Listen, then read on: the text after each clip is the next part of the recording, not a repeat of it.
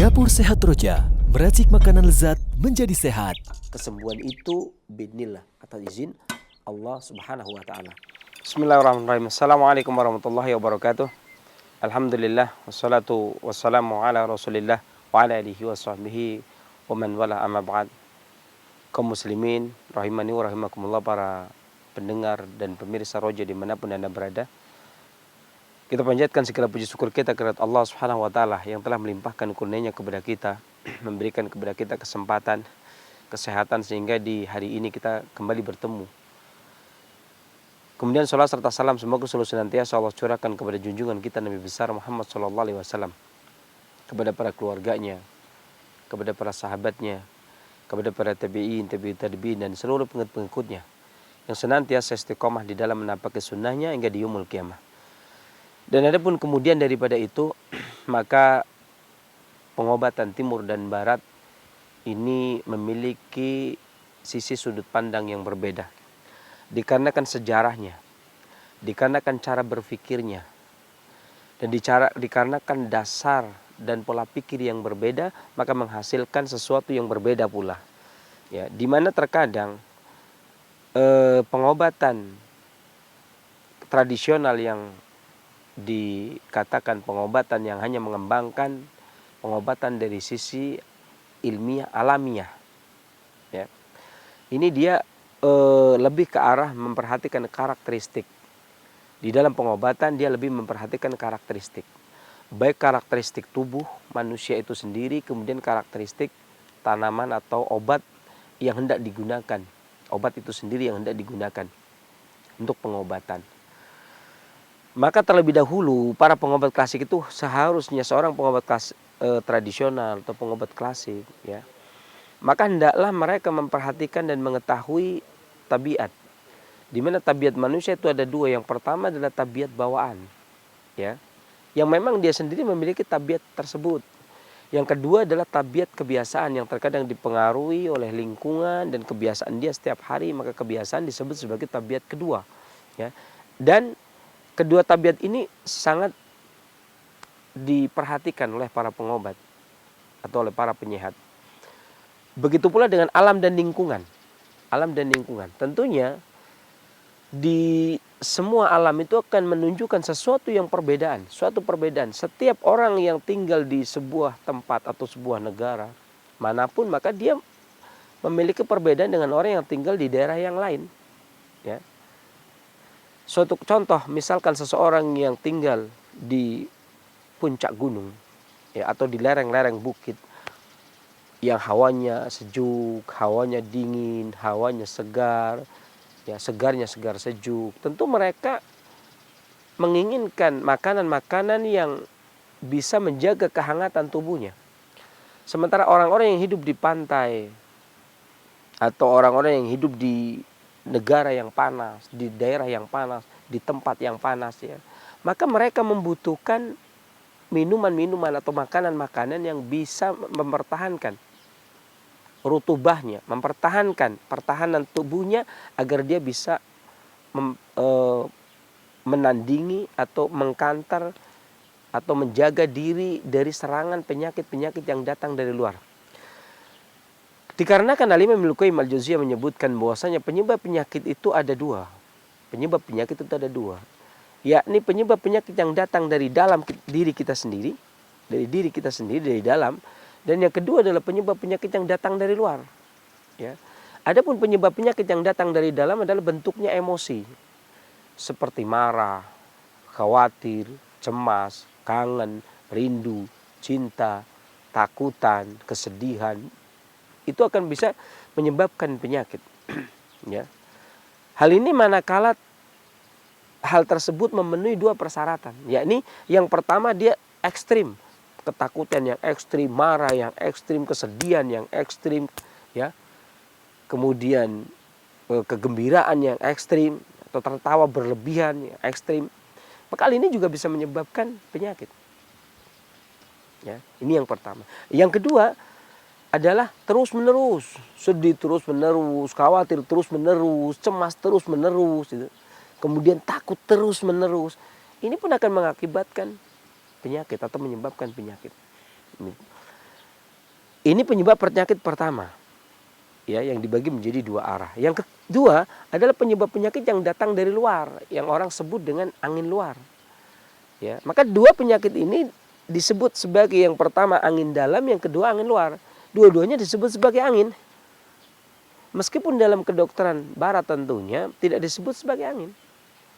Ya, hal ini dikarenakan tadi yang kayak saya katakan, bahwasanya dari sisi sejarahnya, cara berpikirnya, kemudian dasar pemikirannya, cara pemeriksaannya, dan bahkan cara penentuan obat dan pengobatannya pada penyakit yang sama. Ya. Dikarenakan perbedaan itulah maka menjadi sudut pandang yang berbeda. Hampir semua klasik, mau klasik Tionghoa, mau klasik Nabai, mau klasik India, mau klasik Indonesia, maka mereka akan membagi menjadi angin. Angin dalam dan angin luar. Ya. Angin dalam dibentuk oleh emosi, emosi yang berlebihan, marah yang berlebihan, atau marah yang terus-menerus akan menyebabkan angin panas. Ya. Kemudian kesedihan yang terus-menerus akan menyebabkan hawanya menjadi kering, tubuh kita menjadi kering. Ketakutan yang terus-menerus akan menimbulkan angin dingin, dan ini namanya angin dalam. Ya. Kemudian yang kedua, angin luar adalah sama saja, angin panas, angin dingin, angin kering, angin lembab. Ya. Ini penyebab penyakit juga yang datang kepada kita.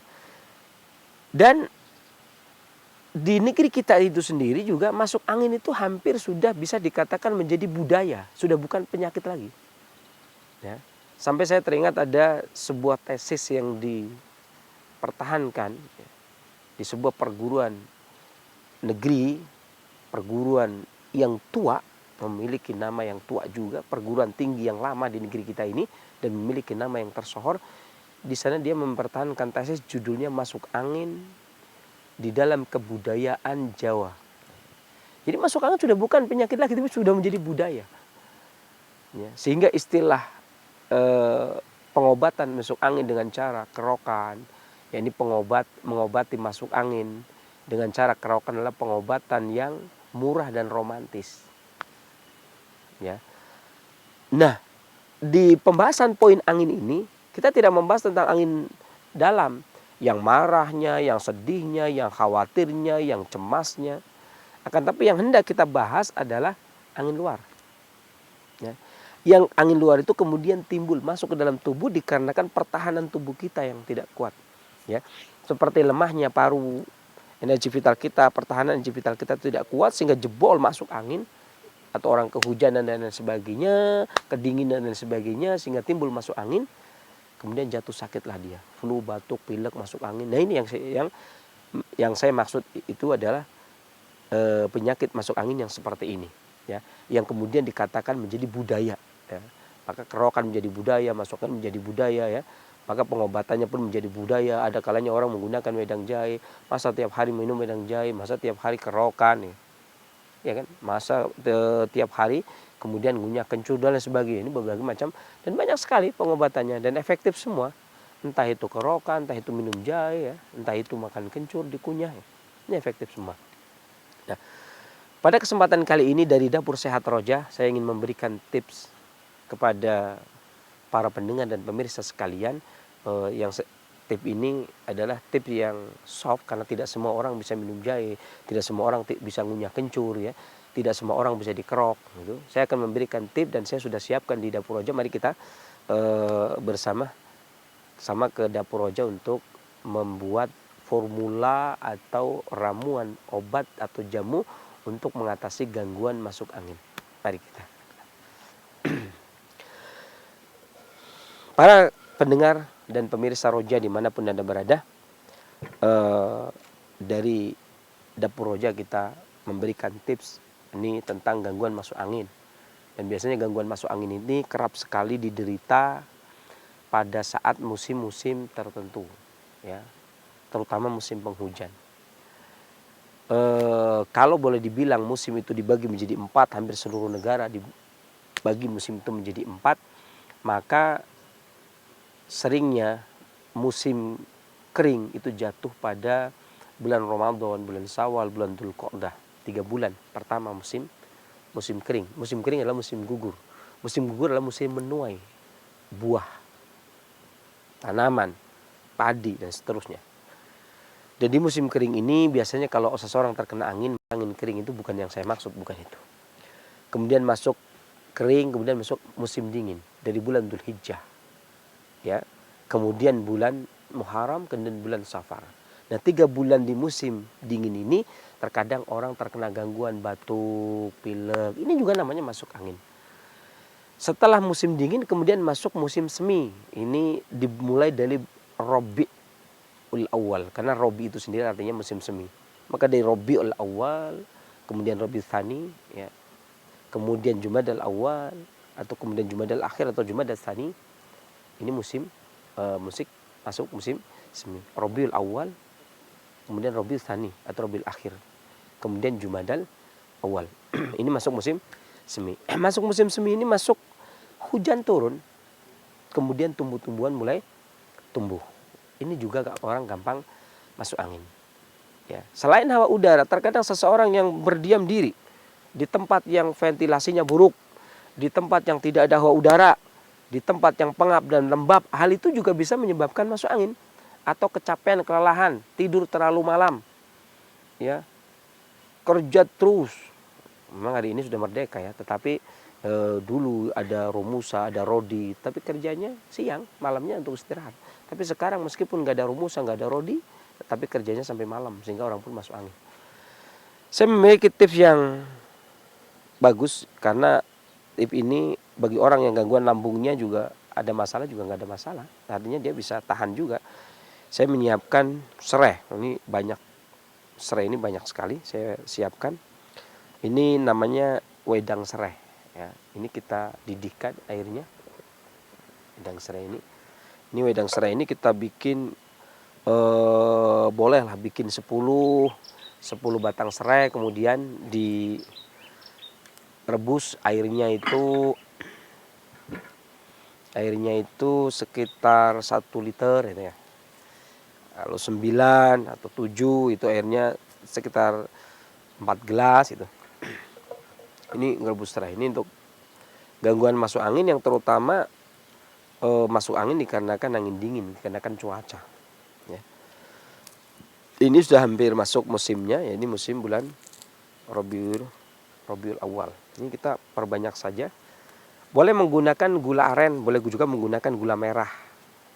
Bagi yang punya madu maka menggunakan madu. Tetapi kalau menggunakan madu maka didihkan dulu serainya. Ya. Kemudian boleh tambah madu sesuai selera. Karena terkadang ada orang yang nggak suka manis. Ya. Dan ini sebenarnya serai ini juga tidak cuma bisa digunakan wedang serai istilahnya ya. Minuman serai ini bukan cuma untuk masuk angin, tapi untuk flu yang uapnya itu dihirup gitu, menghirup uapnya itu juga mengobati flu pilek. Gitu. Ya, cuman kalau habis dihirup, jadi pakai handuk itu, pakai handuk ditutupin, kemudian uapnya masuk dihirup, ini wangi, aromanya itu akan mengobati gangguan flu dan pilek. Nah ini kita rebus itu sebenarnya rebus sampai mendidih. Kita biarkan sampai serainya matang. Ya. Terkadang ada yang pingin dikasih kayu manis, saya pingin dikasih adas, ada yang pingin dikasih lada. Itu sesuai dengan kemampuan tubuh. Namun secara umum ketika kita hanya menginginkan gangguan masuk angin saja, dikarenakan kegiatan kita, keseharian kita, karena tidurnya terlalu malam, dikarenakan kerja terlalu lelah, gitu. Dikarenakan kurang istirahat, maka kita bisa menggunakan serai saja cukup. Serai kemudian kita rebus sampai mendidih, sampai matang, kemudian baru setelah matang, mendidih matang, kemudian kita tuang, kemudian kita jadikan sebagai minuman, ya, minuman serai. Dan serai ini memiliki beberapa manfaat, diantaranya serai ini memiliki sifat yang panasnya panas lembut, hangat, ya. Walaupun dia terkadang ada orang yang mengatakan dia panas pada tingkatan ke-3, akan tetapi ketika direbus cenderungnya memang panas tingkatan kedua. Jadi panasnya itu menghangatkan tubuh, mengeluarkan angin. Aromatiknya itu mengeluarkan angin. Ya, pedasnya itu memperlancar peredaran darah, kemudian mengeluarkan angin, membebaskan angin dari dalam tubuh, kemudian menguatkan paru-paru. Dia bermanfaat untuk menguatkan paru-paru sehingga kalaupun batuk meluruhkan dahak, mengatasi batuk, mengatasi pilek, mengatasi flu. Bismillah, melegakan pernafasan, ya, mengatasi gangguan dada yang sesak, kemudian menenangkan bagi orang yang susah tidur. Gitu. Kemudian juga mengatasi gangguan sakit kepala, gangguan masuk angin, ya, kemudian juga menyehatkan jantung, ya, juga mengeluarkan keringat. Ada serai ini.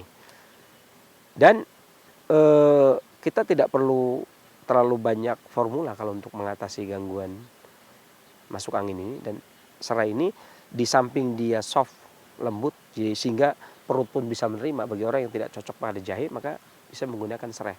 Ini serai ini saya gunakan dikarenakan dia cocok bagi siapa saja. Artinya orang yang lambungnya bermasalah juga cocok, orang yang tidak masalah juga cocok. Ya. Kemudian untuk manisnya kita tinggal menggunakan madu sesuai selera. Biarkan sampai mendidih. Kita lihat dia rebusan. Ini wanginya udah kecium, ya. Ini sampai mendidih serai ini. Dan ini bisa dihidangkan untuk minuman kalau di musim dingin atau di musim semi. Kalau orang-orang ada tamu dan sebagainya, kemudian minum teh, ya, di musim-musim tertentu untuk memanaskan tubuh, maka serai bisa menjadi alternatif berikutnya untuk dimanfaatkan. Kalau kita hendak menggunakan serai, maka tentunya sesuai dengan selera kita, ya. Tidak harus dikasih madu, tapi tidak juga harus dikasih gula. Artinya kalau kita memang maunya tidak dikasih gula, tidak ada masalah. Tapi kalau bagi orang yang suka dengan manis, maka bisa menggunakan madu, bisa menggunakan gula merah, kemudian bisa juga menggunakan gula pasir, ya, maksudnya gula batu, ya, bukan gula pasir, maksudnya gula batu, ya, kemudian dimanfaatkan. Dan ini bisa dikonsumsi untuk setiap hari di musim dingin dan musim panas. Ini bisa dikonsumsi setiap hari. Ketika dingin dipanaskan lagi, ketika dingin dipanaskan lagi, bisa dikonsumsi setiap hari. Nah, ini warnanya dah cantik banget, warnanya kuning, ya, kuning keemasan. Ini aromanya juga harum, rasanya juga nikmat. Kemudian dikasih gula juga rasanya nikmat, ya.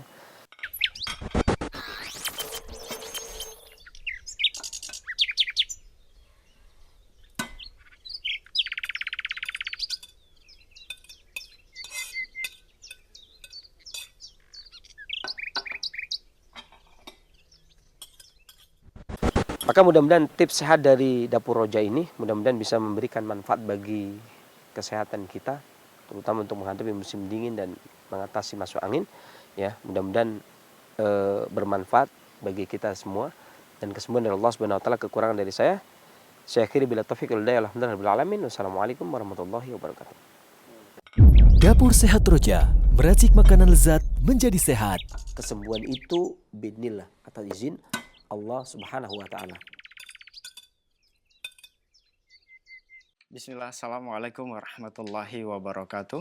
Alhamdulillah hamdan katsiran thayyiban mubarakan fi kama yuhibbu rabbuna wa yarda. Asyhadu an la ilaha illallah wahdahu la syarikalah wa asyhadu anna Muhammadan abduhu wa rasuluh la nabiyya ba'da ma ba'd. Ikhwatal Islam azakumullah, para pendengar Radio Roja dan pemirsa Roja TV dimanapun Anda bisa menyimak siaran kami. Alhamdulillah senang sekali rasanya di kesempatan Rabu pagi menjelang siang ini kembali kita bersama di dalam program Dapur Sehat Roja dengan menghadirkan narasumber Sensei Abu Muhammad Faris Al-Kianji hafizahullahu ta'ala. Dan Alhamdulillah Sensei sudah bersama kita di kesempatan ini. Kita sapa terlebih dahulu. Assalamualaikum warahmatullahi wabarakatuh Sensei. Waalaikumsalam warahmatullahi Gimana kabarnya? Alhamdulillah Alhamdulillah. sehat ya. Barakallahu fiik. Nah, ikhwata Islam azakumullah, setelah penyampaian materi silahkan Anda dapat bertanya secara langsung di line telepon, dan kita kembali ke Sensei Abu Muhammad Faris Al-Kianji. Sensei, di kesempatan ini kita akan membahas mengobati dan mencegah masuk angin dengan racikan serai, ya. Bahan-bahannya sangat sederhana dan mudah nih ya Sensei untuk didapatkan, 10 batang serai dan 2 liter air. Baik, sebelum kita ke racikan obat Sensei, Ini ada sebagian orang apabila terkena masuk angin, sebagian orang pada saat masuk angin ada yang kepalanya pusing, kemudian ada yang perut gembung, ada yang mual dan muntah, dan itu sangat mengganggu aktivitas sehari-hari kerja.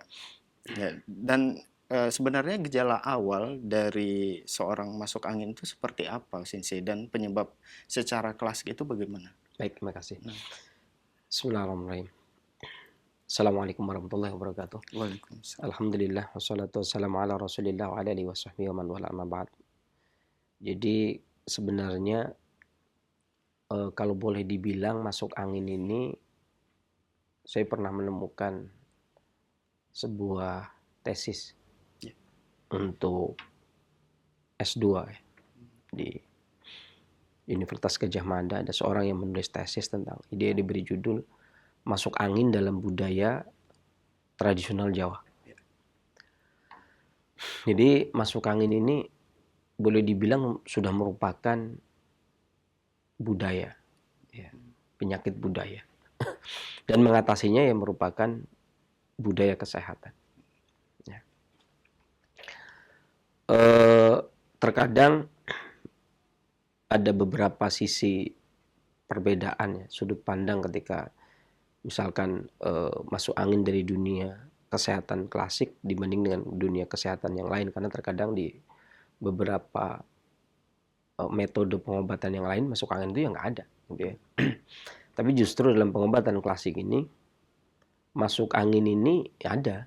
Bahkan hampir semua penyakit itu disebabkan dari dua arah, dari dalam dan dari luar. Sesuatu yang datang dari dalam ini biasanya emosi yang kemudian terus-menerus atau drastis, kemudian dia berubah menjadi angin, tetap saja angin. Atau sesuatu yang datang dari luar, entah itu virus, entah itu bakteri, yang kemudian menyerang tubuh. Ya, yang kemudian pada abad-abad kesekian itu, abad 19 sampai 20 itu baru ngetren gitu ya. Atau 21 gitu, sampai abad 21 itu mulai ngetren ya. Bahkan terkadang terulang, dan terulang itu ulangannya itu semakin hebat media massa, maka ulangannya semakin dahsyat. Contohnya virus corona ini. Kan tahun 2012 itu sudah banyak yang kena ya. Di 2013 jemaah haji Saudi juga seperti itu. Di salah satu stasiun televisi waktu itu saya juga diminta untuk menulis makalahnya. Kemudian di Surabaya dulu saya mengadakan daurah 5 hari. Itu juga saya sempat menyinggung masalah itu. Jadi 2013 sampai 2015 itu saya sudah pernah menyinggung permasalahan itu. Kemudian 5 tahun kemudian, 7 tahun kemudian pas saya habis nulis makalah tentang itu, kemudian atau 5 tahun setelah saya menyampaikan di Surabaya, kemudian baru muncul kembali, terulang kembali kan tahun 2020 ini, dan ini tren yang luar biasa. Kemudian orang mulai pada membahas yang sebenarnya hal ini sudah lama dibahas oleh para pengobat. Artinya 7 tahun yang lampau. Dan pengobat itu menghukumi sesuatu yang datang dari luar ini ya angin, entah itu virus, entah itu apa yang datang dari luar, ya, atau dari makanan dan minuman. Ini maka dia dihukumi sebagai hawa udara, entah itu dari dalam emosi, entah itu dari luar berubah hawa udara, maka dia disebut sebagai angin. Akan tetapi masuk angin yang kita bahas ini itu memiliki kekhususan, ya, tidak seperti yang masuk angin secara umum dibahas di dalam pengobatan klasik, di mana masuk angin itu sakit jantungnya masuk angin, sakit hati masuk angin, paru-paru masuk angin, eksimnya masuk angin, itu kan angin semua kan. Jadi angin itu berbeda dengan masuk angin yang ini. Ini masuk angin yang ini sebenarnya untuk mempermudah seseorang pengobat untuk memberikan pengetahuan kepada masyarakat pada waktu itu, ya.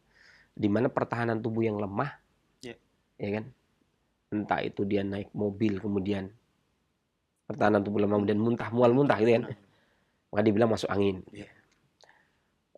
Jadi ini masuk angin ini adalah masuk angin secara khusus dia. Jadi atau kemudian dia naik pesawat kemudian muter-muter pesawatnya kemudian dia turunnya mabok, itu pernah terjadi saya. Ini juga masuk angin yang kemudian identik dengan kerokan, gitu ya. Ya, tidak sama dengan masuk angin yang biasa kita bahas. Misalkan ada orang yang kolesterol juga disebut masuk angin, difteri disebut masuk angin, virus juga disebut masuk angin, gitu ya. Tapi masuk angin secara secara umum, tidak bisa dibawa ke kaidah khusus yang kemudian berarti obatnya kerokan, ya nggak bisa begitu. Jadi paru-paru misalkan TBC paru itu juga dihukumi angin, berarti TBC paru kerokan atau stroke kerokan. Ini bukan ranah itu, tapi masuk angin ini adalah masuk angin secara khusus yang lemahnya pertahanan tubuh yang tidak tahan terhadap sesuatu. Bahkan masuk angin ini tidak harus naik mobil mual muntah, tidak harus naik pesawat mual muntah.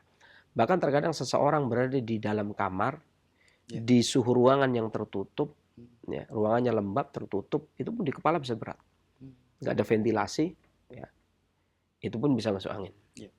Ya.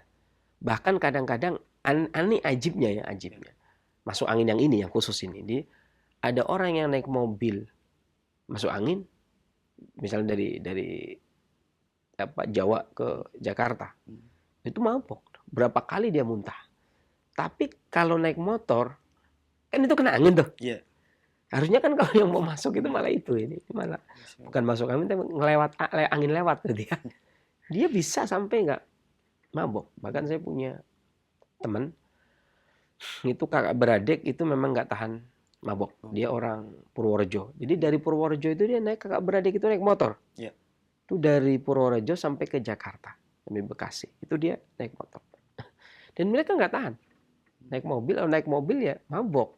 Nah, mabok ini namanya masuk angin gitu kan. Jadi keluhannya sakit kepala, mual, muntah. Bahkan ketika dibiarkan bisa menjadi batuk dan seterusnya. Maka penyebabnya ya angin tetap.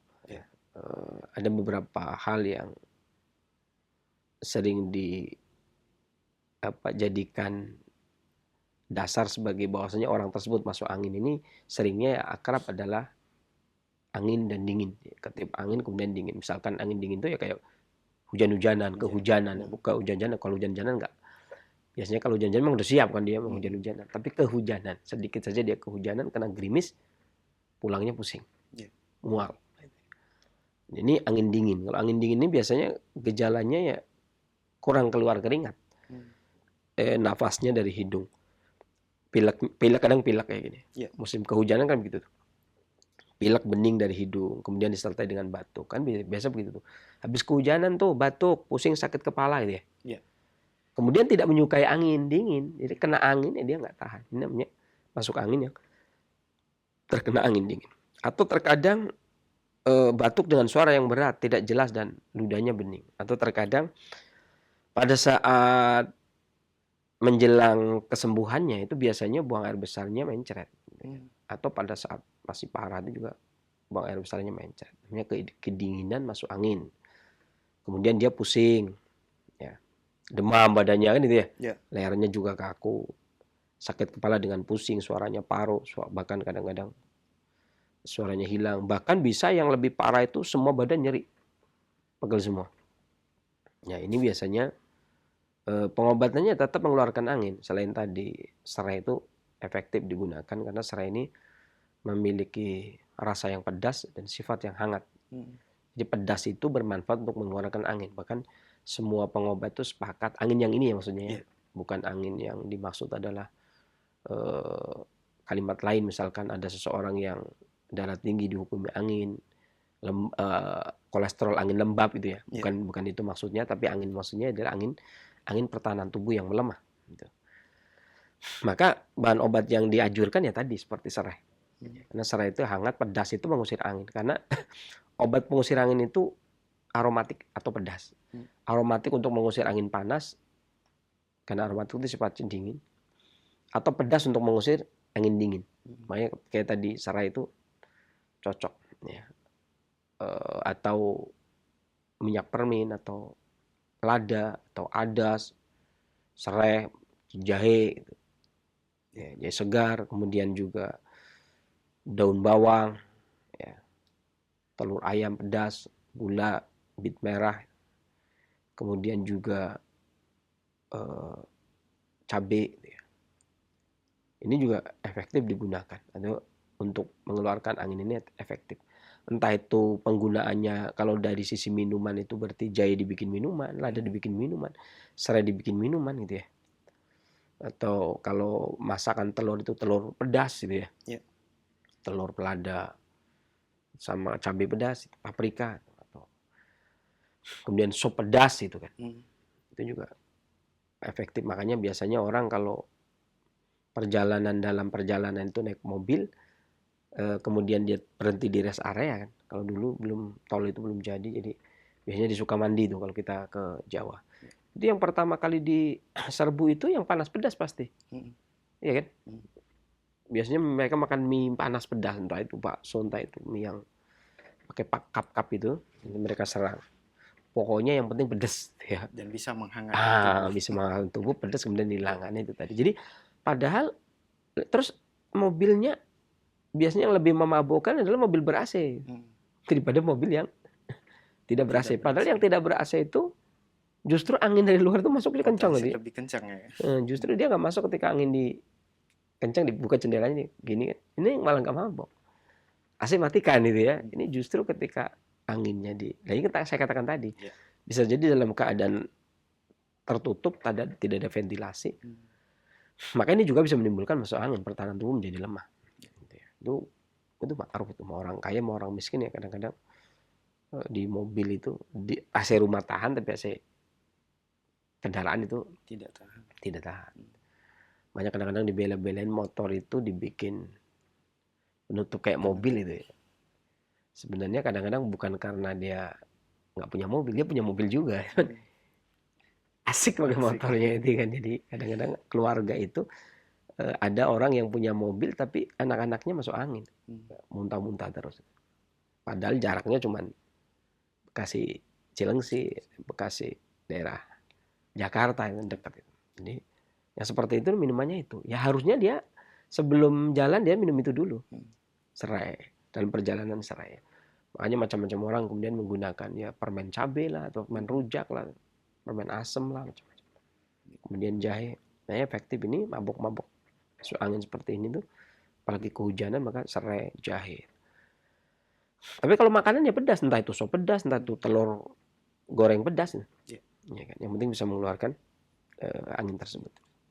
Ini angin yang sering terjadi, yang dimaksud adalah ini. Walaupun ada hal lain juga, misalkan angin panas, angin dan panas. Tapi angin panas ini terjadi biasanya di musim panas dan nggak seperti ini tadi, yang saat ini kan dingin hujan ya. Itu masuk anginnya yang tadi kita bahas ya. Ada kalanya dia pada angin panas ada asma, ada batuk. Tapi batuknya juga bisa berdarah, pusing juga, sakit kepala dengan kepala yang bengkak. Ini juga masuk angin, masuk kategori masuk angin.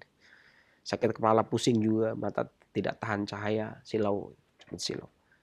Kemudian pilek kental dari hidung. Ya. Kemudian nyeri di tenggorokan, nyeri di mata. Ini juga masuk angin. Cuman bukan masuk angin yang masuk kategori, kalau yang tadi kan kerokan. Habis kehujanan pulang kerokan. Dan kerokan dulu kan dianggap tidak beres ya. Setelah ada penelitian di mana? Solo ya. Itu Pak Prof Didik Tamtomo kemudian sudah mulai mengembalikan citra kerokan itu.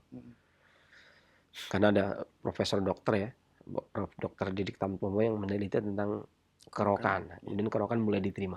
Tadinya kerokan itu awas, hati-hati. Kulitnya iritasi tipis, pori-porinya tipis dan sebagainya. Begitu ada penelitian. Nah, ini penelitiannya memang baru kemarin, belum lama. Cuman ketika seorang profesor melakukan penelitian, barulah dilakukan penerimaan. Masyarakat sudah mulai menerima lagi. Termasuk kerokan itu sih, motonya itu pengobatan yang mudah, murah dan romantis. Kalau suami istri, kerokan. Ini yang masuk kategori kerokan. Tapi yang angin panas ini ya asma, batuk darah. Ini ya tidak termasuk. Kemudian juga haus, sakit gigi, ini ya tidak termasuk. Tetapi lebih ke arah penyakit. Makanya yang dikonsumsi kayak pisang, jamur hitam, garam, bayam, stroberi, rebung, yang dingin-dingin. Karena anginnya angin panas. Kemudian mentimun ya. Dan ini tidak termasuk yang tadi yang kita bahas. Ini cuma contoh saja. Kemudian bisa juga lembab. Karena misalkan Dia dibilang masuk angin tapi bandel, dia masuk anginnya itu nggak kunjung sembuh gitu. Berulang ya. Jadi kasarnya itu masuk angin terus tiap hari. Mm. Sakit disertai dengan sakit punggung kronis, kemudian sering diare, eksimnya kambuh sembuh kambuh gitu ya. Kemudian terkadang pas kambuh terjadi pembengkakan ya. Kemudian setiap sore demam, ini kadang-kadang bisa tahunan. Iya. Ini juga masuk kategori masuk angin. Ya. Sakit kepala dengan rasa berat atau sesak di kayak ada sesak di kepala. Rasa berat tubuhnya berat, luka gatal, ada pembengkakan ringan, nyeri di seluruh persendian, atau terkadang nyerinya berpindah, ini tandanya angin gitu ya. Nah, ini obatnya yaitu tadi sama tadi. Serai, hariannya minum serai. Kemudian antaranya juga peppermint ya. Kemudian daging kelapa dan bawang, jahe, ya, kemudian jeruk. Ini juga, kemudian beras. Ini efektif. Ini juga bisa dikencur, bisa digunakan untuk harian. Tadi serai tadi yang kita bahas tadi. Ya, ini biasanya orang gampang masuk angin itu masuk angin yang merupakan harian. Ini serangan dari luar. Adapun penyebabnya biasanya di dalam tubuh kita ini ada permasalahan di tubuh kita. Misalkan adanya kelemahan fungsi hati atau hati limpa tidak harmonis. Fungsi hati berlebih, kemudian limpa juga bermasalah sehingga orang tersebut gampang masuk angin. Makanya diantaranya adalah bisa jadi dikarenakan berlebihnya angin pada hati, pertahanan tubuh lengah, angin masuk mempengaruhi hati karena dibilang kata alim Ibnu hati ini kabit. Kabit ini tempat menyimpan darah. Walaupun sempat ada yang protes, kalau hati tempat menyimpan darah bagaimana organ yang lain, bagaimana mata, bagaimana, ya kan? Ya. Kalau disimpan darah di hati, ini jelas pertanyaan yang bisa dibilang nggak paham banget ya, kayak orang bodoh banget. Soalnya ya kayak kita saja kan, misalnya saya menyimpan uang di bank misalkan. Saya menyimpan uang di bank. Apakah semua uang saya simpan di bank? Kan enggak. Ya, artinya ya tetap ada uang operasional. Ya. Masa mau beli bensin 10.000 aja harus ke bank gitu kan, enggak. Istri mau beli sayur juga harus ke bank dulu kan, enggak. Karena uangnya disimpan di bank kan tidak. Artinya ya ada beberapa rutubah di antara itu yang disimpan di masing-masing tempat memang punya tempat untuk penyimpanan tadi. Nah, dia terganggu, keserang angin, maka darah kan bermasalah. Yang timbul rasa pahit di mulut, kan gitu tuh biasanya tuh. Beriangnya panjang, kemudian mulutnya pahit. Ini peningkatan hati berlebih. Ini sering ibu-ibu banyak yang kayak gitu. Yang keluhannya itu setiap hari kayak orang beriang. Pahit di mulut gitu. Artinya ya hidupnya pahit, mulutnya pahit gitu. Kemudian pusing, ya, merasa tidak nyaman saat tidur, kemudian sakit kepala, ya, mau pria maupun wanita itu sakit kepala. Terkadang sakit kepalanya di bagian sisi pelipis, sini pelipis, atau memang pusing, ya, atau nyeri kepala yang parah, berat di kepala, tapi kakinya ringan. Kemudian penglihatannya buram, ada kaku, jari tangan juga ikut kaku, nyeri dan bengkak pada iga, nyeri di iga, raut wajahnya memerah, telinganya berdenging. Ini pengobatannya ya, ini masuk angin juga, ini masuk kategori masuk angin juga, tapi pengobatannya beda dengan masuk angin yang tadi, yang di awal kita sampaikan, yang pertama dan yang ketiga. Ini pengobatannya tetap kuning telur ayam, keju, kacang merah, kemudian sotong, bebek, telur bebek, jamur putih, kemudian tiram, royal jelly, dan seledri. Karena ini lebih menyejukkan hati, lebih menguatkan organ hati, sehingga darah yang terkontaminasi tadi terjadi regenerasi. Kemudian ada juga dikarenakan adanya penumpukan balgam. Kalau kata Al-Imam Suyuti, balgam ini kan tempatnya tuh di ri'ah, paru. Ya. Balgam itu tempatnya di paru. Tapi ya itu karena paru itu sifatnya kering dan dia butuh balgam untuk melumasi. Balgam itu sejenis lemak, tapi kalau kebanyakan jadi dahak. Jadi dahak atau jadi reak kalau kebanyakan. Makanya tetap dia tidak menyukai balgam yang terlalu banyak atau terlalu menumpuk gitu ya. Ini pendapat Imam Suyuti dari gurunya Ibnu Mukri. Ini Imam Suyuti itu generasi setelah Ibnu Mukri. Ya. Dengan urutan keberapa itu Imam Suyuti? Urutan ke Tabaqat ke-8 apa ya? Dari Imam Syafi'i. Yang gurunya Ibnu Muqri itu di atasnya.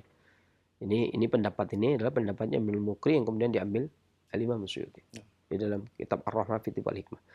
Jadi balgham itu tempatnya simpannya di paru gitu. Kayak tadi darah di kabid, cairan kuning di kantong empedu, cairan hitam di tihal gitu. Ini balgham itu di paru. Tapi kalau terlalu banyak ya dahangnya banyak.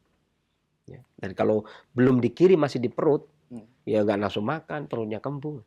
Tapi kalau kebanyakan di paru juga nyesek, batuk. Ya, dan adanya ludah yang dapat dibatukan dengan mudah, keluar pak.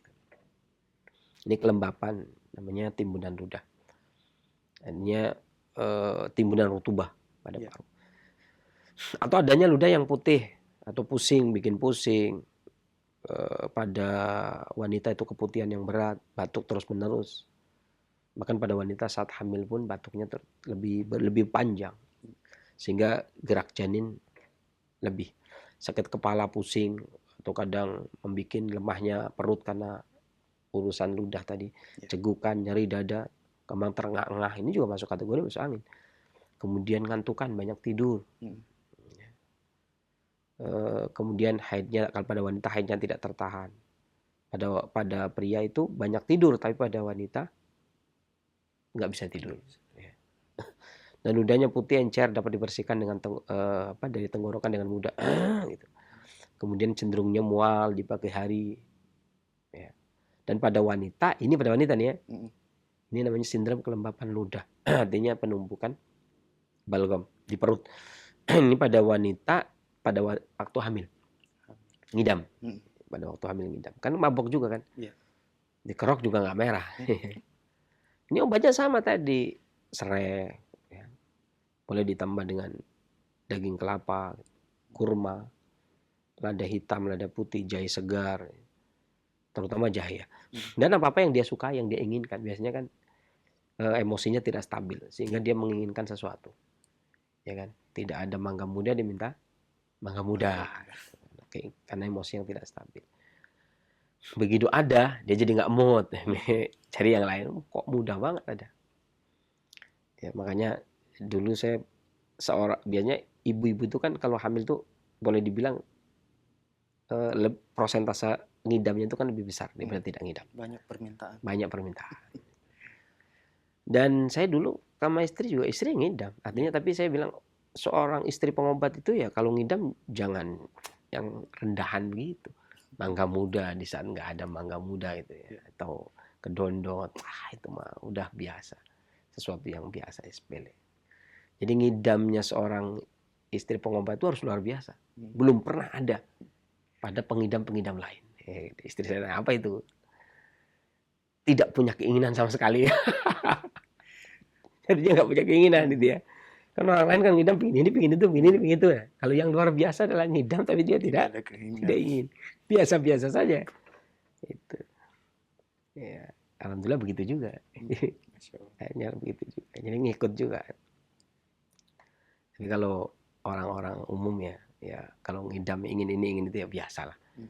Tapi kalau yang luar biasa itu yang begitu tuh. Ngidam tapi nggak punya keinginan. Ini ada dua kemungkinan. Ini suaminya yang malas nyari. Ya kan, atau memang kondisi yang sibuk nggak bisa didapat gitu ya. Ada kemungkinan lah. Tapi yang jelas ya, yang paling baik ya ngidam itu ya nggak punya keinginan. Ngidam paling bagus.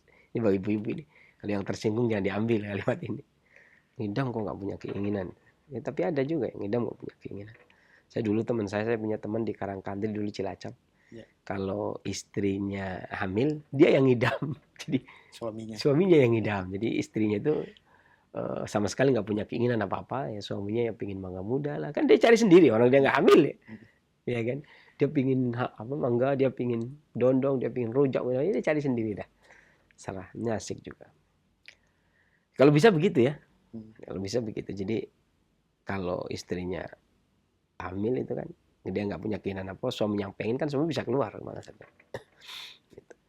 Atau dikarenakan lemahnya energi vital, ya pusing juga, mudah lelah, mudah masuk angin, sesak, pendek nafasnya, sakit kepala, kemudian tidak selera makan, bukan misalnya tidak selera makan kan, kalau masuk angin tuh, kemudian nyeri yang bisa berkurang. Nah, kalau dipijit itu enakan, dikerok itu enakan gitu. Ya, sakit kepala berkepanjangan, menelan pun sulit. Gitu. Kemudian ini obatnya biasanya yang dia minta yang seger-seger. Kalau meriang begini, anggur gitu kan. Meriang kan ada yang begitu tuh. Iya. Yang meriangnya nggak parah-parah amat sebenarnya. Meriang masuk angin tapi sampai 3 hari, berapa hari gitu. Kayaknya ketika minta apa, anggur. Itu yang begitu tuh jenisnya itu. Gitu jadinya suara itu Menggigil dia menggigilkan. Padahal yang enggak. Dia supaya dicarikan itu ya. Entah anggur lah, ya enggak, manggis lah gitu ya. Kemudian ikan itu pun ikan pedas, pecah pedas. Kemudian apel itu ya. Ikan gurame yang pedas, dimasak pedas ya. Kemudian kurma, ubi merah misalkan, daging kambing, sate misalkan. Ini yang sedap-sedap lah ya. Atau bisa juga gampang masuk angin dikarenakan kekurangan darah. Karena pada prinsipnya dia kurang darah. Jadi kena angin sedikit ya tepar dia. Ciri-cirinya ya sama, pusing, bibir, mulut kering, pecah-pecah, rasa kering di mulut. Nah, ini gampang masuk angin yang seperti ini. Ya. Kekeringan di malam hari ini biasanya obatnya kayak sotong, telur ayam, pemupukan rutubah, telur bebek, jamur putih. Selain itu tadi ya. Ini kan saya bilang makanan. Kalau tadi kan ramuan untuk dikonsumsi. Kalau ini saya bilang makanannya. Kemudian tiram susu. Susunya susu benar. Bukan susu gula ya.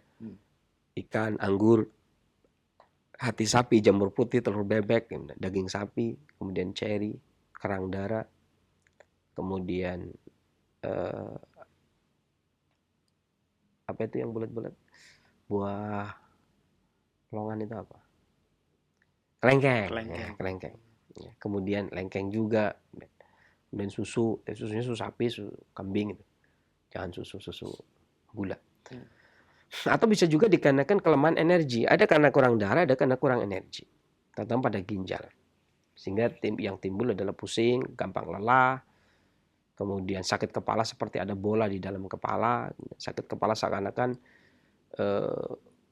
ada di telinga itu seakan-akan berdering, bergemuruh di dalam kepala. Kemudian nyeri pinggang, telinga berdenging. Ya, maka ini pengobatannya biasanya ya susu, ya gandum, ya kemudian hati ayam, lobster, kemudian mentimun, ya, kacang kenari. Ya. Kemudian bisa jadi seseorang yang gampang masuk angin itu dikarenakan adanya pembekuan darah. Jadi ciri-cirinya ya dia orangnya nyeri perut, nyeri dada, batuk darah, nyeri kembung, kemudian gampang masuk angin. Ya. Kalau terdapat rasa nyeri kemudian dia gampang masuk angin, ini berarti adanya pembekuan. Selain obat tadi yang kita jelaskan di muka, bisa menggunakan gula merah, ya, terong, kedelai hitam, kemudian kepiting. Ini kepiting ntar dulu ya, kepiting itu spesies pendapat. Ini mohon maaf saya jangan ada yang tersinggung. Saya ngomong kepiting itu karena MUI, Majelis Ulama Indonesia itu tahun 2000 berapa? 7 atau 2013, 2007 kalau saya ingat saya. Saya punya bukunya soalnya. Itu kepiting itu saroton itu ya. Itu dihalalkan di MUI itu ya. Saya punya bukunya. Jadi bagi yang mengharamkan juga mohon maaf itu ya, karena jangan tersinggung dulu, karena memang saya bicara atas dasar Majelis Ulama Indonesia itu menghalalkan itu ya. Jangan sampai dibilang nanti, oh itu gimana sih radio TV Wahabi itu kan gitu ya, menghalalkan yang haram gitu ya. Tentu jangan begitu ya, karena yang saya sampaikan ini dasarnya dari fatwa MUI tentang, dan saya punya bukunya, sampai ini saya punya bukunya. Saya punya bukunya dan saya dikasih dari MUI langsung dari departemen halal haramnya ini, dari divisi langsung. Jadi saya juga nggak berani, kalau masih perselisihan pendapat juga saya nggak berani gitu ya. Tapi kalau fatwa MUI sudah menyatakan halal ya, dan ternyata sebagian ulama saudara-saudara Nahdien juga ada yang menghalalkan, ada yang mengharamkan ya. Jadi saya berani menyampaikan itu bukan karena masalah radio Roja beda gitu ya, atau TV Roja beda. Tapi saya bicara secara umum, artinya ketika Majelis Ulama Indonesia itu bicara halal, ya saya berani menyampaikan sesuatu yang sudah tidak terjadi silang sengketa gitu ya. Ya, ini bisa itu, artinya tentunya bagi yang menghalalkan ya, atau yang mengambil fatwa MUI tadi. MUI kan ada Muhammadiyah, ada kawan-kawan Nadien juga, insya Allah nggak ada masalah. Dan ini bagi yang kurang ini bisa cek ke tempat saya. Saya masih punya bukunya asli, mau saya dikasih di sana karena beberapa kali saya ngisi di sana, jadi resmi itu ya. Barangkali nanti dianggap mengada-ada gitu ya. Roja menyendiri, enggak, insya Allah enggak. Insya Allah Roja enggak menyendiri juga. Saya enggak menyendiri, insya Allah saya. Kemudian artinya ada dalilnya, di kepiting diantaranya itu ya. Kemudian butir padi, kemudian pepaya, kemudian kunyit, selain tadi yang saya sebutkan. Dan sebenarnya masih banyak sekali, cuman waktunya juga sempit, dan masuk angin itu kan sesuatu yang akrab ya. Jadi kalau dibahas itu ya mau 10 kali pertemuan itu ya nggak bakalan selesai. Pada itu aja saya sudah membahas tadi ada 9 hal yang membuat seseorang masuk angin. Padahal masih banyak lagi. Artinya setiap kali tema itu sebenarnya banyak. Wah, ini masih banyak banget, tapi ya sudahlah. Saya rasa cukup lah mewakili apa yang saya sampaikan tadi sudah cukup mewakili. Untuk orang-orang yang masuk angin, selain resep tadi, kalian bisa makan yang saya sebutkan tadi. Demikian, mudah-mudahan bermanfaat. Baik, Sensei. Dan kita beralih ke racikan jamunya tadi menggunakan serai ya, Sensei. Dan serai ini tadi memiliki sifat panas, dan panasnya lembut hangat. Walaupun terkadang ada orang yang mengatakan serai panas pada tingkatan ketiga, tetapi ketika direbus cenderungnya memang panas tingkatan kedua. Ya, jadi panasnya itu tadi banyak manfaatnya, menghangatkan tubuh, mengeluarkan angin dan sebagainya. Itu mengapa terjadi perbedaan perselisihan panas begitu 3 dan 2 itu? Betul. Saya ingin memberikan contoh yang paling gampang. Ini serai itu. Saya ingin kasih contoh misalkan madu. Madu itu kan ma'ruf ya. Sebagian besar orang mengatakan madu itu sifatnya hangat lembab. Ya, memang madu lembab, sepakat semua seperti itu. Kesannya ya, kesannya ijma gitu ya, pengobat. Padahal tidak. Ada yang mengatakan madu itu sifatnya panas kering. Di antaranya Al-Imam Suyuti dalam kitab Ar-Rahmah fi wal Hikmah beliau menyebutkan madu yang tempat beliau praktek, karena kitab yang beliau gunakan itu hasil praktek. Ya, kata guru-guru saya. Ini guru-guru saya itu saya punya guru yang punya sandaran sampai ke Imam Suyuti. Beliau mengatakan bahwasanya kitab Ar-Rahmah fi wal Hikmah ini adalah kitab yang dipraktekkan. Karena hikmah itu maksudnya ilmu yang diamalkan, katanya kata guru-guru saya itu. Ini ilmu yang diamalkan. Kitab rahmah dari Allah, fitib di dalam pengobatan, wal hikmah, dan hikmah itu ilmu yang diamalkan. Ini catatan. Beliau punya teori dalam belajar, beliau punya buku yang praktek. Beliau menyatakan madu itu sifatnya panas kering. Ini contoh. Jadi jangan kemudian diklaim, nggak bisa. Makanya beliau di dalam buku ini, beliau menyebutkan di awal. Pentingnya ilmu tabiat. Ilmu tabiat itu sangat penting bagi ilmu kesehatan. Seseorang yang tidak mengetahui ilmu tabiat, maka tidak akan mengetahui ilmu kesehatan. Kata beliau. Dalam pengobatan klasik itu beliau berkata. Dan seperti di awal yang disampaikan di video tadi. Seseorang yang tidak mengetahui ilmu tabiat, maka dia tidak akan mengetahui ilmu kesehatan klasik. Jadi makanya yang namanya tabiat, kenapa kadang-kadang si ini bicara A, ini bicara B? Karena tabiat itu tentunya berbeda dong. Tabiatnya orang Arab berbeda dengan tabiatnya orang Jawa. Indonesia saja udah beda. Beragam. Dari Sabang sampai Merauke kan. Tabiatnya orang Aceh tentunya beda dengan tabiat orang Medan. Orang Medan beda dengan orang Minang. Padahal Sumatera semua tuh. Sampai kemudian Sunda beda dengan Jawa. Jawa beda dengan Jawa Tengah, beda dengan Jawa Timur. Sunda beda dengan Betawi. Dekat. Sampai Jawa Timur. Jawa Timur pun beda. Contohnya misalkan Jawa Timur Surabaya beda dengan kaum Osing, ya, warga Banyuwangi. Punya karakter sendiri, punya tabiat sendiri. Jadi maka ketika orang itu tabiatnya berbeda, tanaman pun berbeda di setiap tempat. Saya pernah mencontohkan begini, ketika ada purwoceng yang ditanam di Dieng Mhm. bisa mengakibatkan stamina, energi vital. Tapi ketika ditanam di Bogor, saya katakan waktu itu lagi diteliti, saya bilang, oh itu cuma buat obat mencret. Ternyata betul, ketika dimakan hanya menghentikan sembelit. Itu namanya paham. Oh ini cuaca seperti ini, kalau tanaman ini ditanam di daerah ini, maka akan terjadi seperti ini. Iya. Itu spontan orang harus tahu. Mhm. Seorang pengobat itu namanya tahu tabiat. Begitu. Jadi ada tabiat umum, Mhm. ada tabiat khusus. Khusus. Ya. Makanya Imam Suyuti ketika mengatakan madu sifatnya kering, ini ini khusus. Mhm. Prakteknya beliau, madu Yaman, madu Mesir pada waktu itu dia. Mhm. Tapi orang Indonesia mengikuti pendapat Imam Syafi'i ya salah, Imam Suyuti ya salah. Kenapa? Imam Suyuti bicara atas dasar khos. Makanya Ibnu Qayyim juga sering mengatakan ini khususnya Hijaz. Dia sering begitu. Ini khususnya Hijaz. Dia sering mengatakan begitu. Nah, kita pun begitu. Ini khususnya Indonesia. Dan di Indonesia kan ragam. Nggak kayak di Mesir. Beragam dari Sabang sampai Merauke.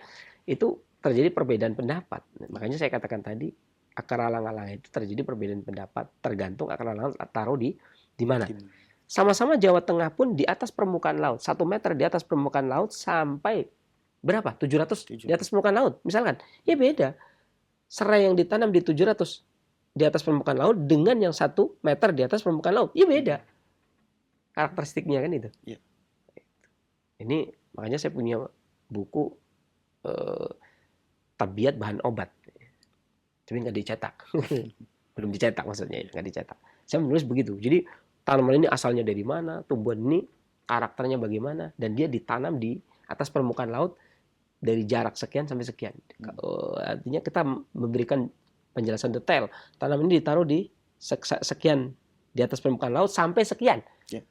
Maka khasiatnya secara umum demikian. Sifatnya secara umum demikian, tabiatnya. Artinya punya tabiat secara khusus. Gitu. Makanya terjadinya perbedaan itu dalam praktek. Bukan dalam kaidah awal. Dalam kaidah awal sama. Tapi ya ini sifatnya hangat, pedas. Tapi di dalam praktek maka akan terjadi perbedaan tergantung tanaman tersebut tumbuh di mana. Gitu. Nah, baik Sensei. Dan minuman sereh ini bukan hanya untuk masuk angin. Betul. Yang menarik tadi, tapi bisa juga untuk flu yang uapnya ya, dihirup. Betul. Itu prakteknya bagaimana Sensei? Biasanya direbus ya. Direbus dulu. Misalkan serai 2, kemudian direbus pakai air 1 liter, 1 gayung, kemudian ditaruh di baskom setelah mendidih, taruh di baskom, tuang di baskom, itu masih dibanci. Kemudian kita tutup begini pakai handuk. Jadi biar uapnya nggak kemana-mana gitu. Ini kemudian kita hirup. Kalau nggak tahan begini lagi, gitu. Istirahat lagi. Lagi hirup lagi, nggak tahan lagi, istirahat lagi. Itu demikian ya. Jadi ini juga menunjukkan Allah turunkan penyakit, Allah turunkan obatnya.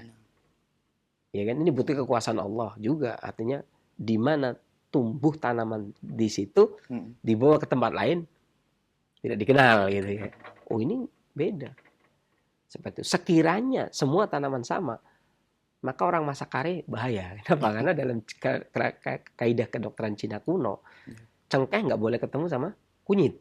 Sementara dalam kare enjoy saja dia ketemu sama kunyit. Itu. Jadi memang terjadi perbedaan itu seperti itu.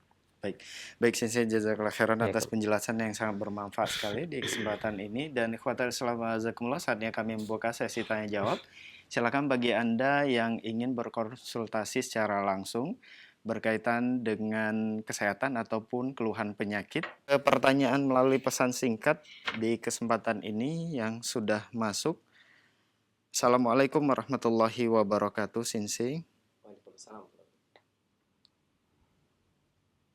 Ya, dari hamba Allah di Kalimantan Timur, Sensei, obat apa untuk anak yang buang air besar bercampur dengan darah dan itu tidak sering? Anak itu usia 19 tahun, akan tetapi ada gangguan di syaraf otaknya, pertumbuhannya terganggu semua. Dan kalau makan enggak dikunyah, Sensei. Mohon saran obatnya, Sensei. Syukur. Jadi makanan dan minuman dalam teori dan praktek pun penjelasannya berbeda. Kalau Imam Ibnu Qayyim kan menjelaskan ketika kita proses makanan tercerna itu, ketika makanan masuk ke dalam maidah perut besar, kemudian kita tidur miring ke kanan pada jam habis isya, haroroh panas dari kolbu kemudian masuk kemudian mencerna makanan. Imam Suyuti lebih rinci dalam menjelaskan, di mana beliau menjelaskan makanan itu dicerna dari awal. ketika masuk ke mulut. Ya. Dia kunyah. Nah, kunyah itu bagian dari cerna kata beliau rahimahullah taala. Ini bagian masuk bagian dari pencernaan. Jadi digoyang kanan, digoyang kiri, dikunyah-kunyah ya. Kemudian kalau kurang cairan kemudian ludah pun keluar. Ini juga bagian dari cerna. Ya. Kemudian dia masuk ke tenggorokan, di tenggorokan pun cerna. Ya. Kemudian esofagus sampai turun sampai kemudian masuk ke dalam perut, sampai kemudian nanti menetap. Ya, menetap. Kalau kurang cairan hitam maka keluar dari kantong bedu, kurang cairan dari limpa, kemudian kurang cairan kuning, kemudian keluar dari kantong empedu gitu. Ya. Kemudian setelah semuanya menetap baru panas jantung masuk, kemudian dia mencerna gitu ya. Akan itu tercerna. Jadi kalau dilihat dari konsep begini, karena ada dua konsep tadi ya. Kalau Al-Imam Luqayyim ya yang penting makanan masuk ke dalam perut, nggak harus dikunyah juga, nggak ada masalah. Tapi kalau Imam Suyuti mengunyah itu bagian dari mencerna. Gitu ya. Dan ini saya rasa semuanya nggak ada masalah. Imam Suyuti itu alim juga memandang dari sisi orang yang bisa mengunyah. Gitu ya. Kemudian yang lain memandang dari sisi yang tidak bisa mengunyah. Karena saya juga punya fakta yang bisa mengunyah. Ternyata orang yang bisa mengunyah itu lebih pencernaannya tidak keberatan ya, lebih ringan itu ya. Sementara orang yang tidak mengunyah, contohnya kan dulu ada tuh yang tahun 93 orang Cilacap pedagang es keliling yang makannya batu. Itu pastinya nggak dikunyah. Dan saya tanya sendiri. Dan orang-orang yang ada di sekitar itu kan nanyanya aneh-aneh. Gimana Pak? Cara ngunyahnya gimana Pak? Ya enggak lah. Kalau saya mau nggak tanya begitu. Langsung makan ditelan gitu kan. Makan ditelan. Ada yang bawa istrinya itu nyarinya di mana batunya, bawainya sehari berapa. Itu kan. Kalau saya nggak nanya yang begitu. Nggak begitu saya nanya. Tapi besok paginya ketika bebek keluarnya kayak apa Pak? Dibilang kayak coran adukan semen gitu ya. Kayak adukan orang membangun. Saya bisa mikir ya, berarti kan dicerna. Batu itu dicerna, habis hancur. Gitu ya. Dan tentunya bagi yang nggak bisa mengunyah, ini juga ada pendapat. Iya kan? Artinya makanan itu bisa dicerna langsung, tanpa mengunyah. Tapi ada juga bagi yang bisa mengunyah, ada pendapat yang mengatakan kunyahan itu termasuk mencerna. Gitu ya. Ini anak ini kan makan tidak dikunyah. Ya. Nah, tidak bisa disalahkan secara mutlak karena ada pendapat juga yang mencerna itu di dalam. Contohnya tadi, contoh fakta realnya itu tadi. Orang makan batu itu langsung ditelan. Kemudian keluarnya udah hancur ya kan. Berarti kan ini nggak dikunyah. Ya kalau makan batu kunyah ya siapa kuatnya. Tapi ada juga yang kemudian dikunyah karena kunyah itu bagian dari pencernaan. Jadi kita jangan terpaku kepada dia dikunyah atau tidak. Gitu ya. Walaupun ya saya paham betul ada yang berpendapat kunyah itu sekian kali kunyahan gitu ya. Saya lebih ekstrim di dalam mengambil pendapat. Artinya yang nggak dikunyah juga ada yang punya pendapat seperti itu dan ada yang praktekkan. Dan yang mengunyah juga ada yang punya pendapat. Dan ini sekali beraimah semua. Sekali berulama semuanya. Ulama besar semuanya. Artinya kita jangan direpotkan seperti itu. Ada orang yang secara umum kunyah kan? Secara umum kunyah. Tetapi tidak bisa kaidah umum dibawa kepada kaidah khusus kecuali dengan syarat gitu ya. Maka kaidah khusus itu lebih didahulukan. Artinya ada orang-orang khusus yang memang dia nggak bisa ngunyah. Bisanya mau begitu, ya sudah selesai. Akan tetapi yang jadi masalah berarti panasnya yang bermasalah ketika darah keluar dari pembuluhnya kemudian buang air besar berdarah. Ini yang perhatikan ya. Kalau masalah kunyahnya, ini terjadi perbedaan pendapat. Ya, saya sukanya seperti itu. Jadi harus menenangkan diri. Contohnya kadang-kadang orang yang gimana nih, saya sudah 10 bulan belum lahiran, ibu-ibu ya. Ya cari pendapat yang lain. Kayak misalkan Imam Ahmad 3 tahun ada masalah. Imam Syafi'i 2 tahun hamil. Pendapat para imam kan berselisih. Ada yang boleh 2 tahun dia hamil, ada yang boleh 3 tahun. Jadi kita bisa tentram. Kita bisa tentram. Kayak saya sendiri kata ibu 1 tahun kurang 2 minggu ya. Tapi kan tidak umum. Ya ada, saya katakan tadi, ada yang khusus, ada orang yang memiliki kekhususan, ada orang yang ya tinggal umum-umum saja gitu. Dan itu jangan dipermasalahkan. Artinya pokok permasalahannya bukan pada kunyah. Karena ternyata ada orang yang makan tidak dikunyah. Bahkan batu itu pun hancur tanpa dikunyah ya. Tapi memang ada yang harus dikunyah. Dan jangan sampai orang yang biasa mengunyah kemudian tiba-tiba menelan. Saya pakai matap menelan saja itu ya. Atau orang yang biasa menelan kemudian pakai matap mengunyah. Padahal dia tidak mampu. Ya, jadi kayak kakek-kakek yang tidak punya gigi kan begitu. Tapi ya itu tadi berarti proses pemanasan di dalam tubuhnya yang jadi masalah. Ada beberapa bahan obat yang biasa digunakan, diantaranya yang efektif diantaranya kangkung. Kangkung ini, cuman ini sekarang lagi susah dicari dan lagi mahal. Kangkung itu satu ikat kemudian direbus pakai air sekitar 1-2 gelas sampai mendidih. Kecilkan apinya, biarkan 10 menit, saring bagi 2. Ya, kalau 2 gelas ya habiskan di dalam satu hari. Demikian.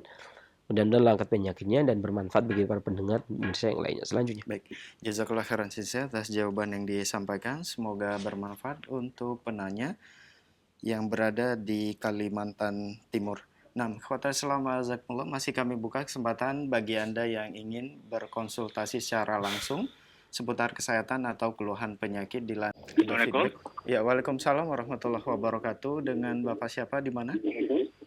Pak Edi di Bandung. Pak Edi, mohon maaf sebelum dilanjutkan, dikecilkan terlebih dahulu volume televisi atau radionya.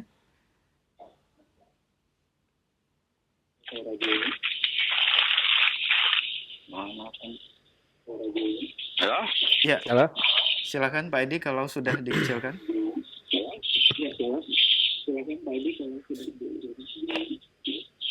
Dikecilkan terlebih dahulu Pak Edi.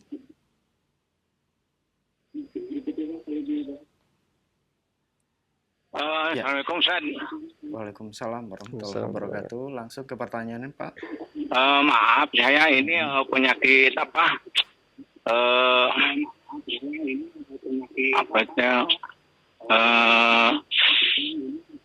Apa namanya teh?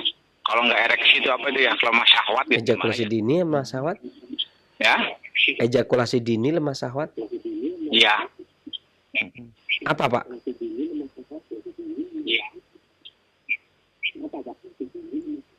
Halo Bapak, Pak Edi. Halo? Halo ya? Itu di antara yang kedua, Bapak Lemah syahwat apa ejakulasi dini? Kurang jelas saya. Baik. Itu tadi ejakulasi dini ataukah Lemah syahwat? lemah syahwat, Pak? Oh, masih dini, Pak. Ejakulasi dini, baik. Dini ya. Berapa menit? Masih dini. Ya, berapa menit, Pak? Kayaknya gejala mau lemah syahwat kayaknya.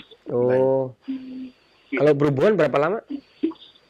Ada 2 bulan kadang-kadang gitu. Seringnya nggak ereksi. Oh, seringnya nggak ereksi, berarti lemah syahwat ya. Baik Bapak, itu saja pertanyaannya. Ya. Ya, mohon ditunggu jawaban dari Sensei. Terima kasih untuk Pak Edi yang ada di Bandung. Silakan Sensei. Ya. Di antaranya orang yang sering masuk angin juga, Mm. ya. Karena masuk angin juga tidak punya keinginan kecuali setelah kerokan. Kan tadi makanya kata Profesor Didik Tamtomo itu, kerokan itu pengobatan yang aman, mudah, murah, terpercaya dan romantis. Gitu ya. Jadi biasanya kalau habis masuk angin nggak punya keinginan, habis kerokan baru punya keinginan. Ya karena kalau yang ngerok istri tentunya, ya kan yang ngerok orang lain yang enggak. Jadi kerokan, masuk angin, karena masuk angin itu pun sering bisa menyebabkan demikian. Atau tidurnya terlalu malam, itu juga bisa menyebabkan seperti itu. Karena tidak didapatinya proses pencernaan yang bagus dan tidak mendapatkan rutuba, nggak mendapatkan esensi. Dan saya pernah membahas khusus tentang permasalahan ini ya, di masalah pasutri.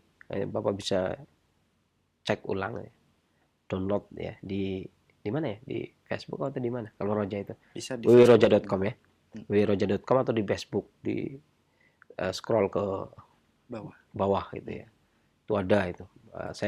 Kita sudah pernah membahas khusus tentang pasutri, gangguan pasutri, dan sampai kalau nggak keliru sudah gangguan pasutri itu diketik kemudian dibukukan ya, dan nggak tahu kayaknya udah habis bukunya.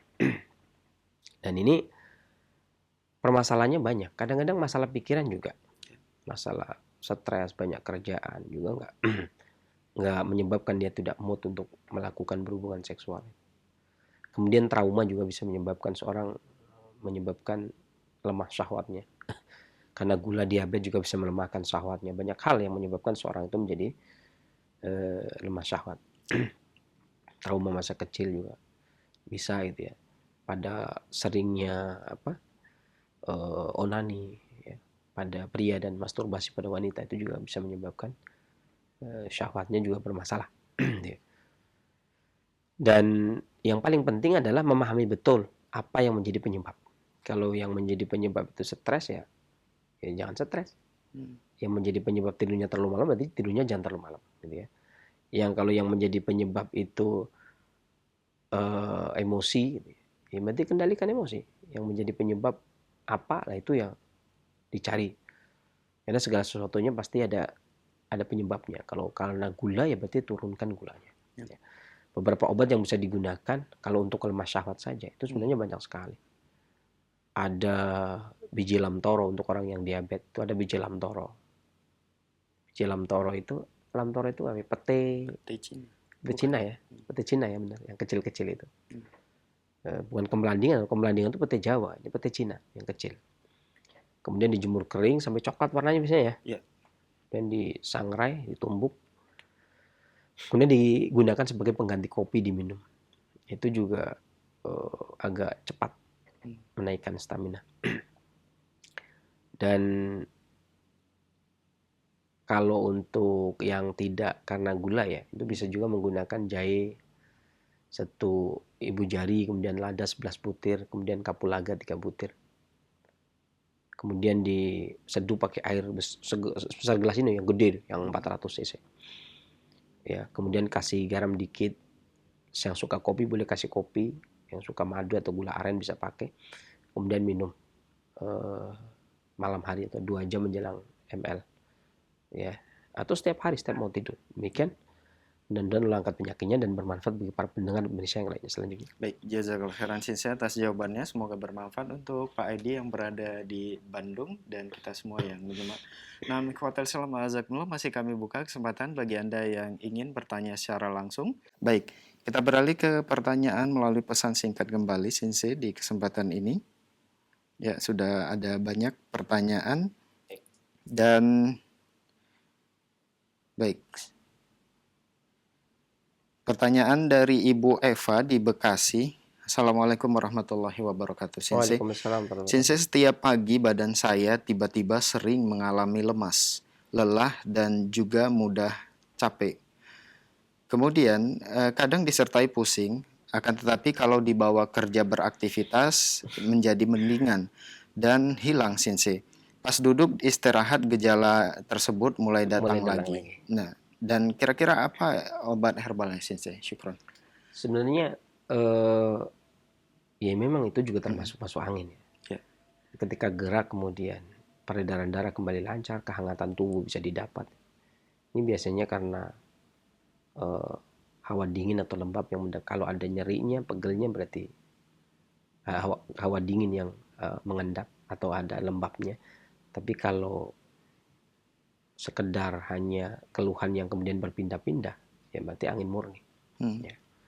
Dan biasanya keluhan-keluhan seperti itu nih biasa banyak sekali. Ya cuman biasanya itu para pekerja berat ya. Yang seperti itu para pekerja berat.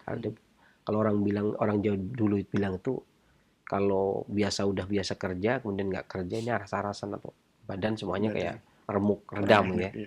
Begitu kerja malah tidak gitu ya, karena sudah terbiasa tubuh itu.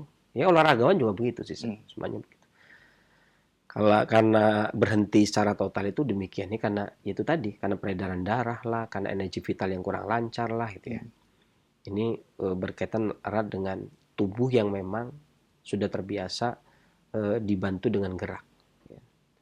Artinya yang seharusnya limpa memimpin pergerakan darah, jantung, energi vitalnya, itu dia kurang, kekuatannya kurang, sehingga harus dibantu dengan gerak. Karena ini banyak sekali kejadian seperti itu.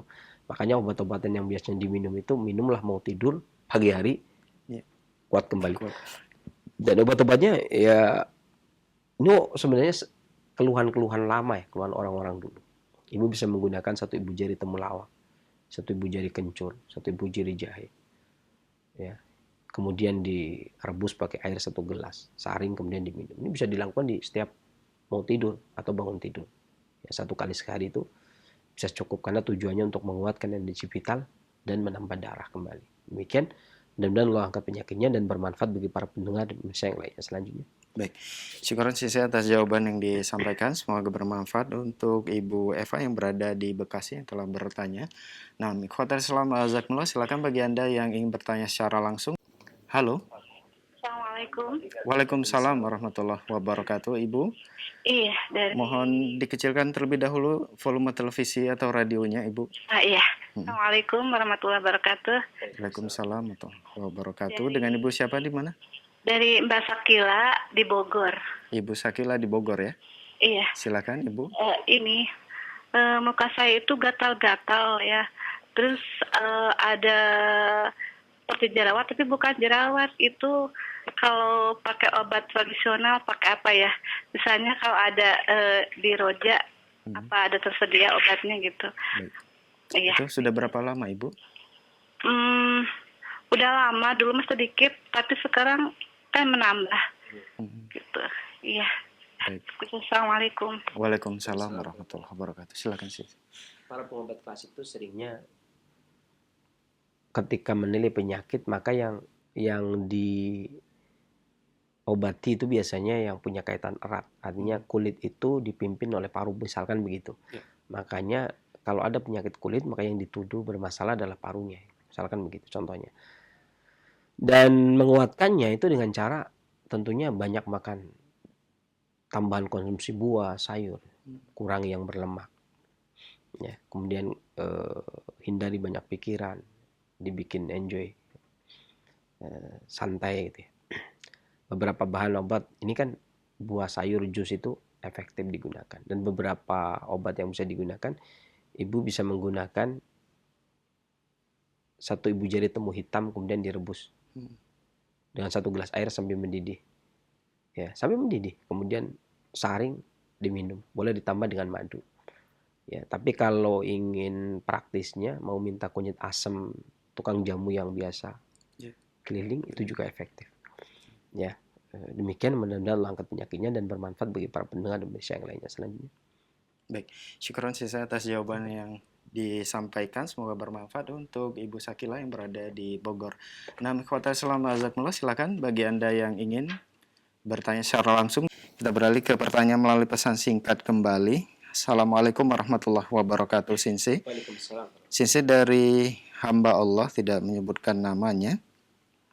Ya, Sensei, obat apa yang bagus untuk saya yang menderita sulit tidur, Sensei?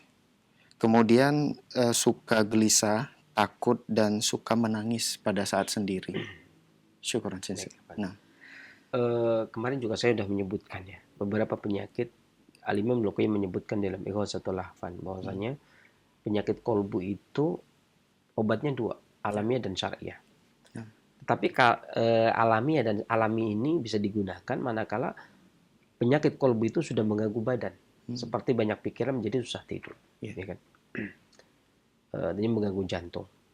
Ya, jantung secara organ, bukan jantung kolbu secara kolb, ya, secara batin. Ya.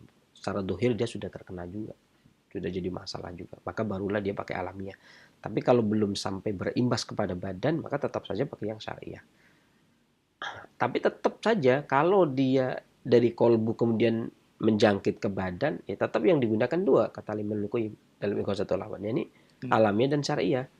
Nah, alamiahnya ini untuk tidurnya ini ya, menenangkan untuk tidur, tapi syar'inya kan tetap karena ada sesuatu yang berurusan dengan kolbu itu tidak bisa tidak.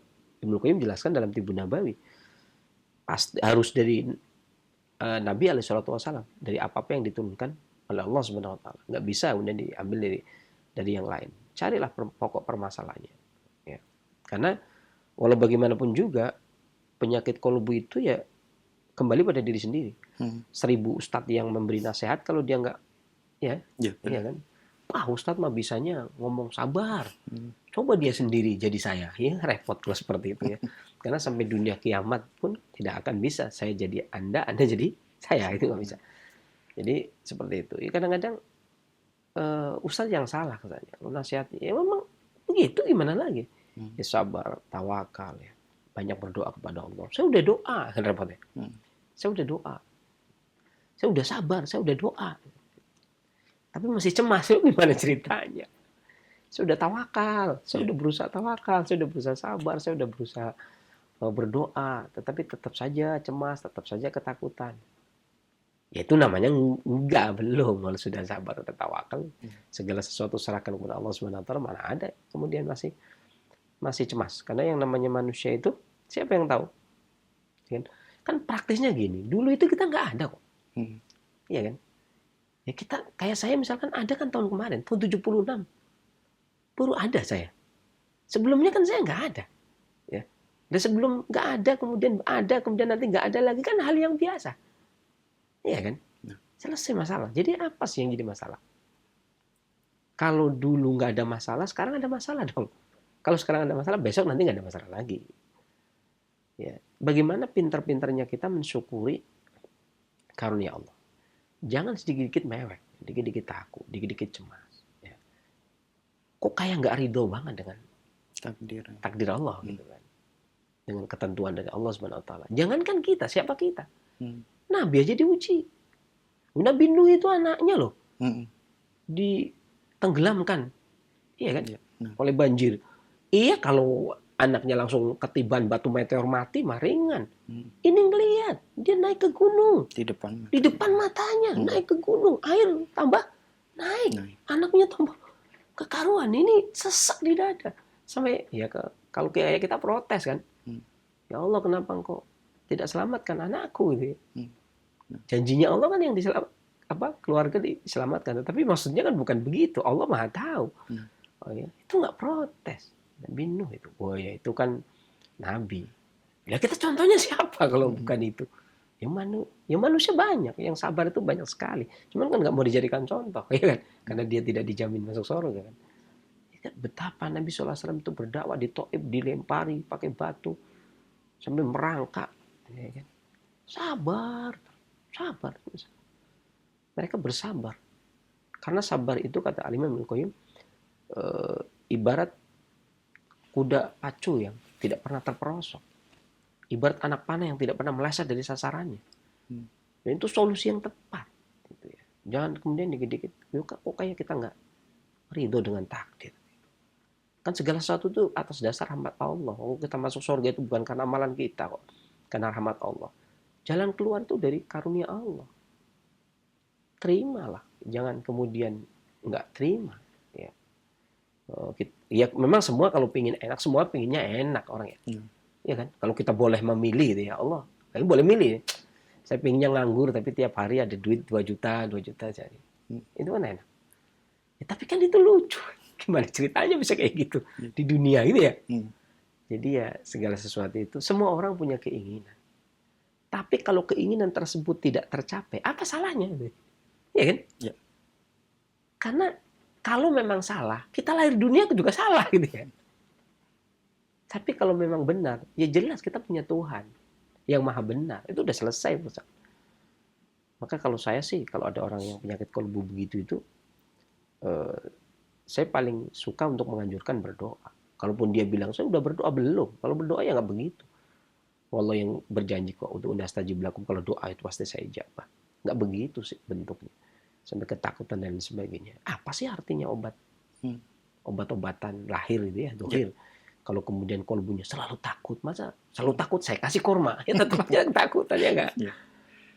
Jadi untuk harimau datengin tuh, saya kasih kamu apa tuh soda, datengin dia, ya tetap takut. Gimana sih?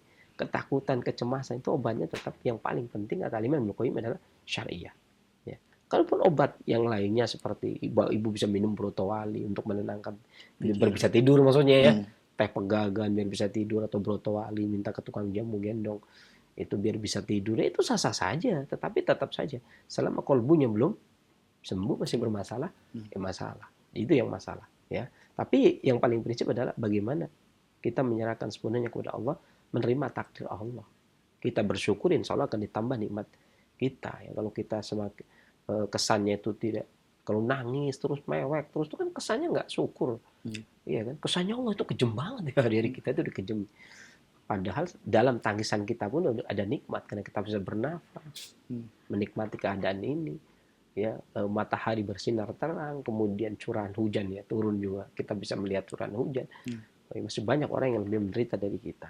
Demikian mudah-mudahan mengangkat penyakit selanjutnya. Baik, jazakallah khairan Sensei atas jawaban yang sangat bermanfaat sekali untuk penanya dan kita semua yang menyimak. Dan pertanyaan tersebut adalah pertanyaan terakhir di kesempatan ini Sensei. Sebagai iktitam atau penutup silakan. Ya.